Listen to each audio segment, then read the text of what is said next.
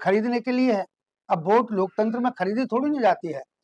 Vote तो आदमी के अच्छे काम होते हैं तो वोट स्वयं खुश होकर के जनता डालती है कि भाई इन्होंने बहुत बढ़िया काम किए हैं, इनको वोट डालनी चाहिए। लेकिन ऐसा तो नहीं हुआ, तो वो तो वोट खरीदो अभियान है।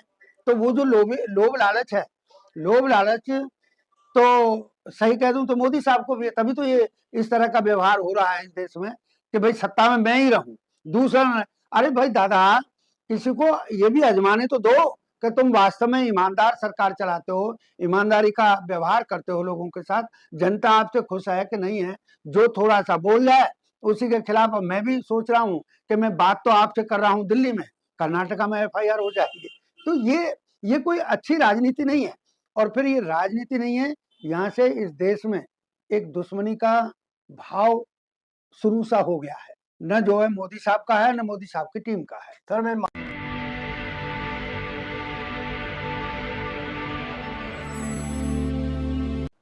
जय भीम, मैं मेवालाल और आप देख रहे हैं बहुजन समय। साथियों, बिहार का चुनाव का रिजल्ट आ चुका है और जो गठबंधन महागठबंधन था वो उसका सब हवा निकल चुका है। अब 20 तारीख को नीतीश कुमार अब मुख्यमंत्री बनने के लिए शपथ लेने की तैयारी पूरा जोरों शोर से चल रहा है। तो सवाल बन रहा है कि अब क्या नीतीश कुमार ये पूरा 5 साल मुख्यमंत्री चला पाएंगे या बीच में उनको छोड़ना पड़ेगा। कयास तो ये लगाया जा रहा है कि बीजेपी का मुख्यमंत्री बनाएगा और बिहार में जो महागठबंधन है उससे क्या भूल हुई, क्या गलती हुई कि वो सारा तितर बितर हो गया। कहा जा रहा है कि प्रधानमंत्री ने खुद आज न्यूज़पेपर में दिया है कि जनता के लिए काम करती है, जनता उसको चुनती है। क्या सरकार का काम देख करके जनता ने चुना है या सरकार ने जो चोरी छुपे पहले रात के अंधेरे में पैसा बांट करके वोट लिया जाता था, अब दिन दहाड़े उनके खाते में पैसा डालकर 10-10 हजार रुपया लिया गया। सवाल उठा जा रहा है कि जो बिहार के लोग हैं वो विकास नहीं देखना चाहते, रोजगार नहीं खत्म करना चाहिए चाहते और सुरक्षा स्वास्थ्य पर नहीं ध्यान देते, उनको 10,000 क्या उनको खरीद लिया गया। इन सब मुद्दे पर मेरे आज एडवोकेट है सुप्रीम कोर्ट के सुरेश चंद्रा सर, इनसे समझूंगा कि आखिर ये क्या समझते हैं, कानून के रूप में कैसे आप देखते हैं इस चुनाव को। और जो पार्टियां, जो राष्ट्रीय पार्टी हो या क्षेत्रीय पार्टी हो, सब मोदी के हवा में सब धराशायी हो गए, कैसे देखते हैं। Master advocate Suresh Chandra sir, मैं आपसे जानना चाह रहा हूँ, जो बिहार का चुनाव हुआ है अब जो है रिजल्ट आ गया है। अब नीतीश कुमार, क्या लगता है कि ये पूरे 5 साल जो मुख्यमंत्री बनाए भी जाएंगे, 20 तारीख का पता लग रहा है कि वो शपथ ग्रहण लेंगे, आपको क्या लग रहा है? देखिएगा, आपके इस लोकप्रिय चैनल के माध्यम से मैं अपने बहुजन समाज के सभी श्रोता दर्शकों और साथ ही साथ सर्व समाज के सभी श्रोता और आपके लोकप्रिय चैनल को देखने वाले लोगों के लिए मैं तहे दिल से मंगल कामना करता हूं कि भाई जिस तरह के आजकल ये चुनाव प्रणाली बना दी गई है, चल रहा है मामला, अभी हुआ ही है जो अभी आपने जिक्र किया, ऐसे चुनाव प्रक्रिया वो ना देखें और निष्पक्ष साफ सुथरे चुनाव प्रक्रिया को वो देखें, ऐसे मेरी मंगल कामना है। और जो अभी आपने कहा फेसबुक पर एक खबर चल रही है, कितना झूठा है कितना सच्चा है ये तो जो फेसबुक पे डालने वाले लोग जाने, कि नीतीश कुमार जी ने, मेरे भी अल्फाजों में ये है अल्फाज, कि शायद उन्होंने बीजेपी से NDA से नाता तोड़ दिया है। करंट है, फेसबुक पर ये न्यूज चल रही है। और वो दूसरे जो घटक हैं उन लोगों के साथ मिल मिला करके RJD से भी तालमेल खा करके वो लोग सरकार बना सकते हैं और मुख्यमंत्री बन सकते हैं। उप मुख्यमंत्री उनका नाम चल रहा है, लालू जी के जो बेटे हैं तेजस्वी यादव, उनका नाम चल रहा है। उधर जो मांझी साहब हैं, उन्होंने भी ये कह दिया है कि जितनी सीट हमने चाही थी जो जो सीट हमारी चाहत में थी वो हमको न दे करके बीजेपी ने हमारे साथ अन्याय किया है, इसलिए हम भी उनसे नाता तोड़ रहे हैं। अगर ये स्थिति बन गई और नीतीश जी की बात यदि नायडू जी ने भी उधर समझ ली तो बिहार विधानसभा की तो बात एक दूर रही, कहीं केंद्र में भी ये सिलसिला शुरू हो सकता है। और नीतीश जी की तो छोड़ो, मोदी साहब भी शायद है पीएम रह पाए न रह पाए, बड़ी गंभीर और गहरी बात है जो फेसबुक पर चल रही है। सर मैं आपसे जानना चाह रहा हूँ, मोदी के आंधी के सामने सारी पार्टियां सिट्टी पिट्टी गुल हो गई है। बहुजन समाज पार्टी हो, आजाद समाज पार्टी हो, आरजेडी हो, ये सब दम भरते थे कि हम अपनी सरकार बनाएंगे, लेकिन वहां तो सब उस आंधी में फेल हो गए। ये उनका न तो कोई जादू है, न कोई उनका वर्चस्व है, न उनकी कोई विशेषता है।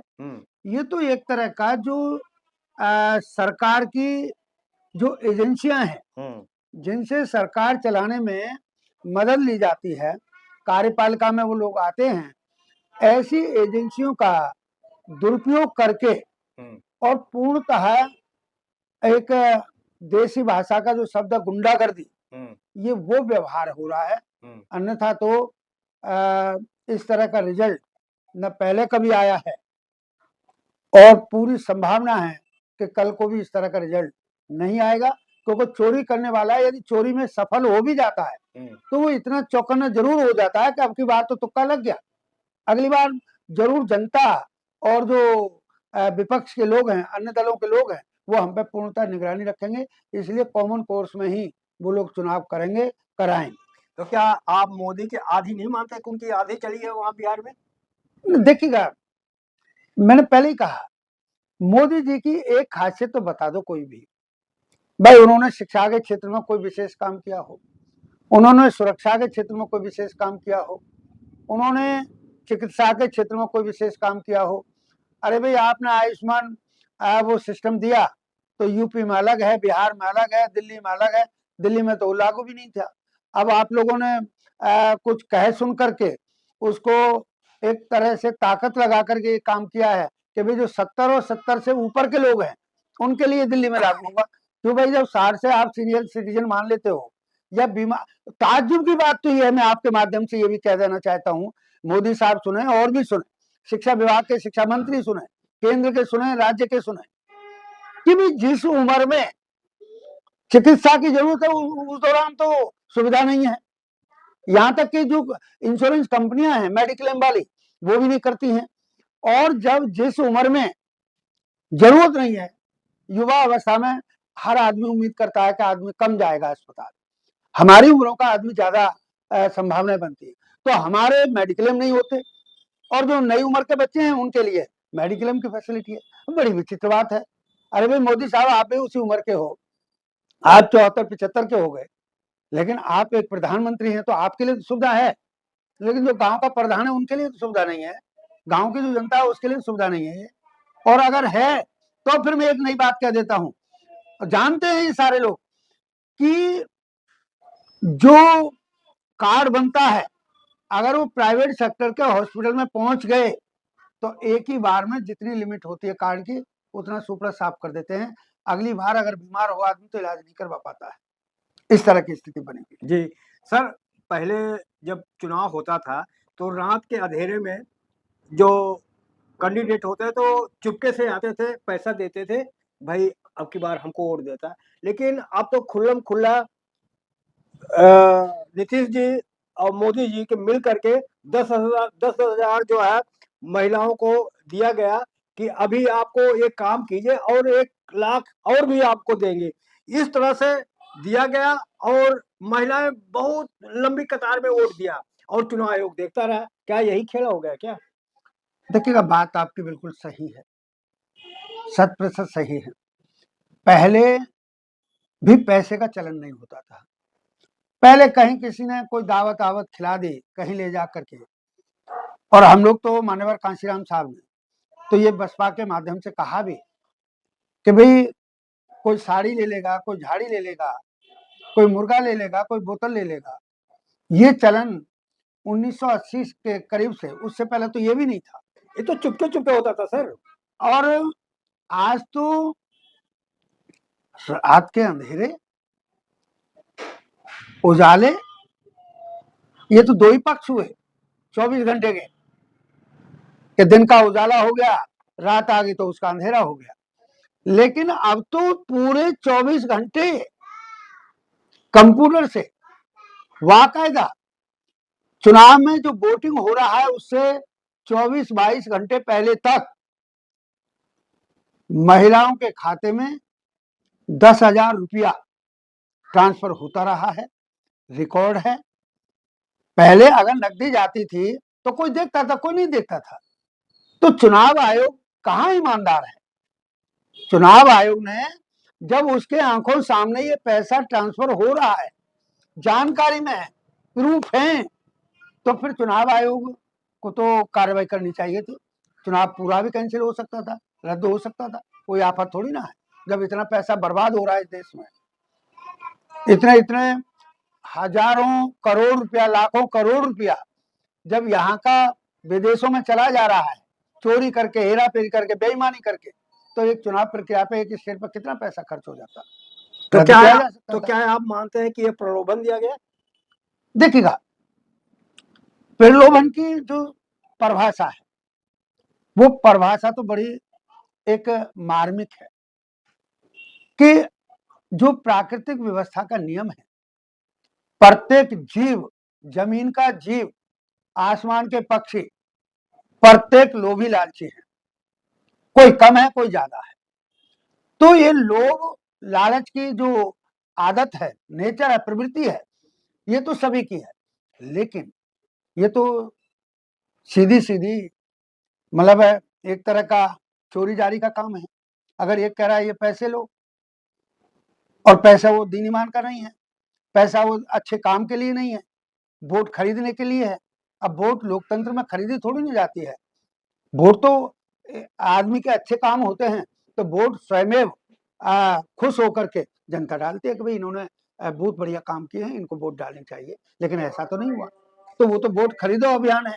तो वो जो लोभ लालच है, लोभ लालच तो सही कह दूं तो मोदी साहब को भी, तभी तो ये इस तरह का व्यवहार हो रहा है इस देश में कि भाई सत्ता में मैं ही रहूं, दूसरा न। अरे भाई दादा, किसी को ये भी आजमाने तो दो कि तुम वास्तव में ईमानदार सरकार चलाते हो, ईमानदारी का व्यवहार करते हो लोगों के साथ, जनता आपसे खुश है कि नहीं है। जो थोड़ा सा बोल जाए उसी के खिलाफ मैं भी सोच रहा हूँ कि मैं बात तो आपसे कर रहा हूँ दिल्ली में, कर्नाटका में FIR हो जाएगी। तो ये कोई अच्छी राजनीति नहीं है। और फिर ये राजनीति नहीं है, यहाँ से इस देश में एक दुश्मनी का भाव शुरू सा हो गया है। एक दूसरे को दोस्ताने भाव से नहीं देख पा रहा है। आज कोई आदमी अपनी अच्छी और सच्ची बात को कह नहीं पा रहा है। तो ये कोई अच्छी नेचर का न तो सरकार का काम है, और न जो है मोदी साहब का है, न मोदी साहब की टीम का है। सर मैं मान लेता हूँ कि अगर प्रलोभन देकर वोट लिया तो विपक्ष क्या सो रहा था? विपक्ष को भी काउंटर करना चाहिए। जिस तरह से दिल्ली में जब यहाँ पर विपक्ष मुर्गा देता था, पैसा देता था, केजरीवाल बार बार कहते थे भाई वोट भी आप पैसा भी ले लेना, दारू दे रहा दारू भी ले लेना, और मुर्गा दे रहा मुर्गा भी खा लेना, वोट जो है आप इस देना। तो विपक्ष क्यों सो रहा है? विपक्ष कहता भाई अगर कोई आपको पैसा दे रहा, पैसा ले लेना, वोट अपने हिसाब से देना। तो विपक्ष तो कर सकता था ना। वो महीने में आप हमसे बात कर रहे हैं, जो महीना संविधान के लिए बड़ा लागू होता है। 24 नवंबर आने वाला है, 26 नवंबर आने वाला है। तो धन रहे बाबा साहब, जिन्होंने आपको जो वोट का अधिकार दिया, वोट डालने की प्रक्रिया दी, और इतना बेहतरीन तरीका दे दिया कि वोट वोट में पड़ती है। तभी तो चाहे केजरीवाल कहें चाहे कोई और वाल कहें, लेकिन मानवर कांशीराम साहब ने ये कहा कि भैया वोट वोट में पड़ती है।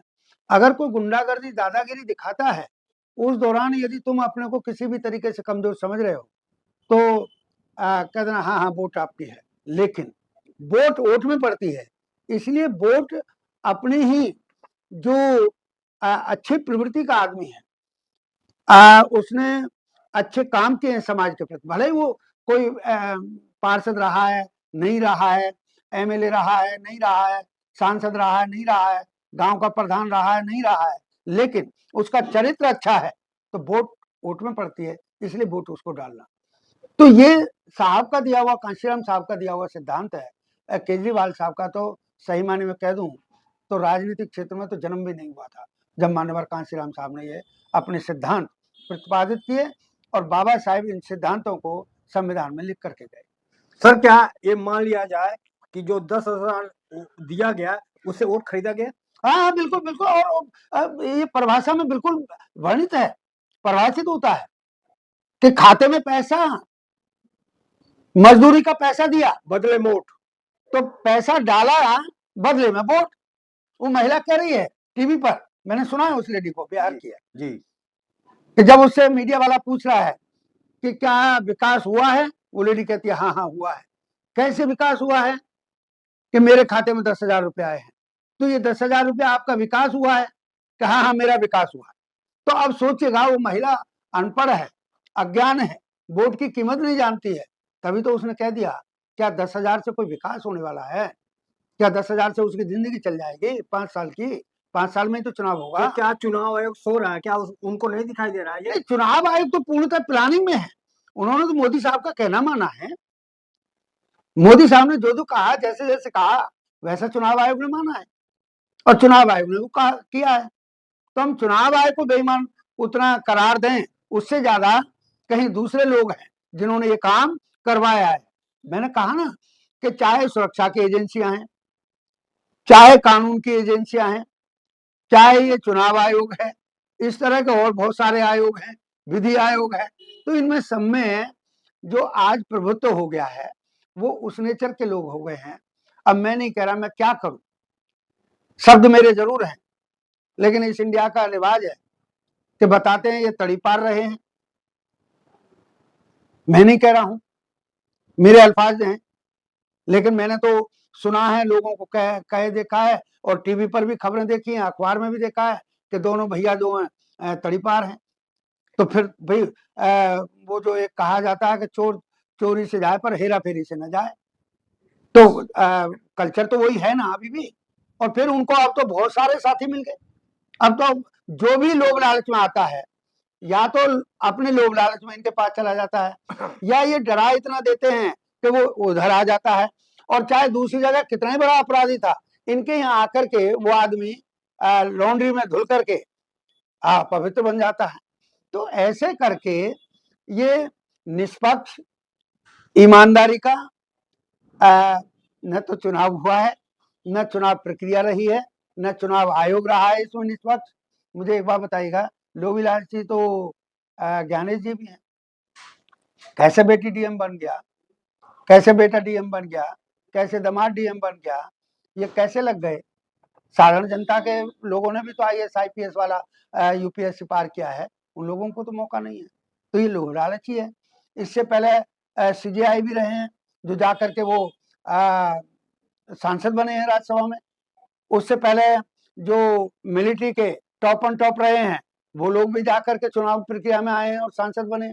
तो लोभ लालच आज चरम सीमा पर है। समय दिया इसके लिए आपको बहुत बहुत धन्यवाद। तो ये सुरेश चंद्र सर थे।